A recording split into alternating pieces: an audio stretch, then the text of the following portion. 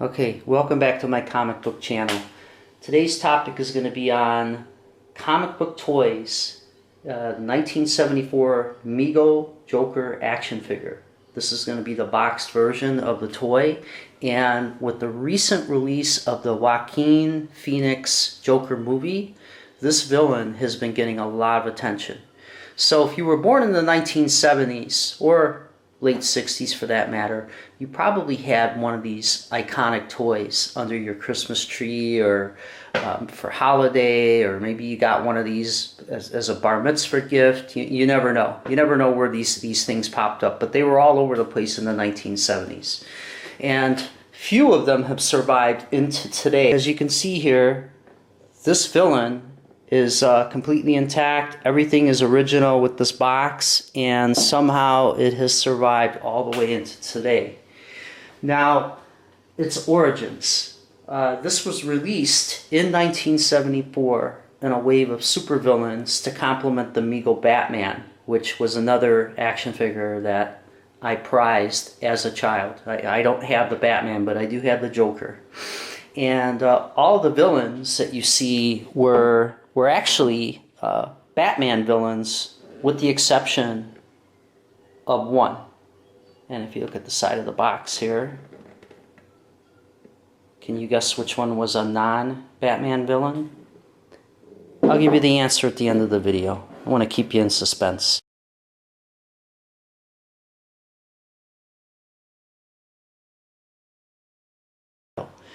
Now, all the villains had advancements in 1970 silk screening, which made most of the toys an exact replica to their comic book likenesses.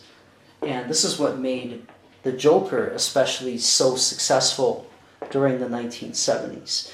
The Joker was like the most popular and longest running figure in the entire Mego line, next to Batman, of course.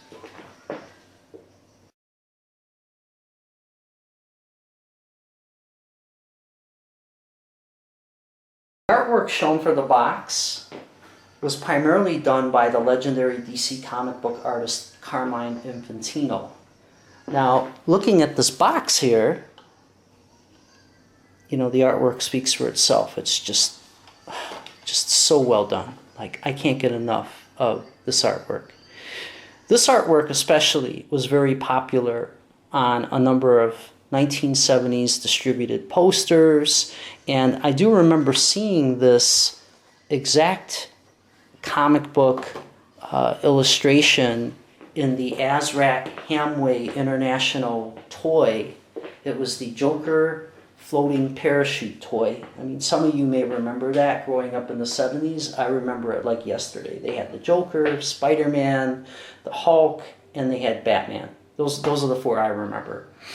And Carmine Infantino was a great artist for his time, next to, you know, Neil Adams, of course. Neil Adams is my all-time favorite Batman artist, but Carmine Infantino, I definitely give him a number 2 on the spot of greatest Batman and Joker artists.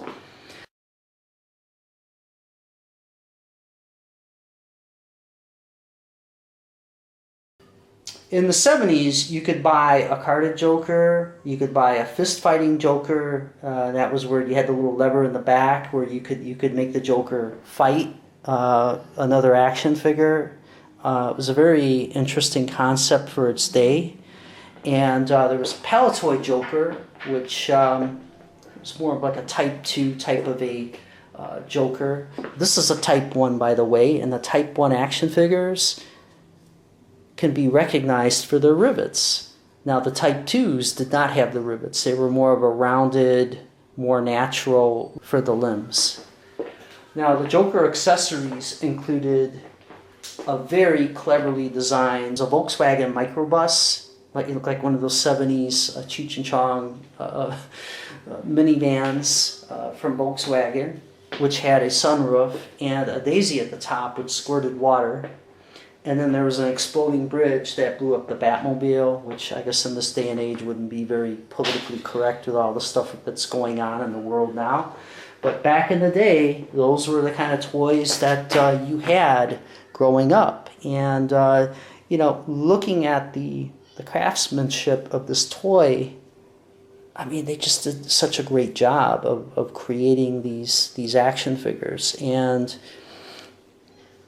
I really don't want to damage the action figure. A lot of these action figures from the 70s, you know, will have the ones that are in really good condition will have the buttons rusted on. So I don't dare try to adjust this button on the back, but you know, you could take the jacket off and, you know, you could pose the action figure to do different things. The shoes were removable as well. And again, you know, looking at the likeness of you know, the molded head, I mean, it looks exactly like the Cesar Romero Joker from the 1966 Batman series that was on TV. It's just, man, they did such an awesome job of creating these action figures. You know, you've got the box, you've got the beautiful artwork here, and a well-preserved action figure with the box will have everything intact. Flaps will be there. There was a little insert that the action figure laid on. If I can get this out, I'm giving this the white glove treatment because I'm just so paranoid about tearing anything up. I mean, this is just well preserved and I want to keep it that way. But you can see this is the insert that he lays on in the box, which happens to be that neon green that complements his hairstyle. You know, but not too many of these have survived, and these are very prized collectibles for comic book collectors. And this one especially is one of my favorite villains, next to the Riddler and the Spider-Man Lizard. Actually, I think the Spider-Man Lizard artwork was so spot on, including the action figure itself. If you want to see more of these videos, please subscribe and hit the like button, and feel free to leave a comment in the comments section of the YouTube video. Feel free to donate to the channel if you like the content. We are Coil and Brave browser verified cryptocurrency providers, and you can actually earn free cryptocurrency by simply downloading the Brave browser in the link below this video. So with that being said, I'm going to stop the video. Take care.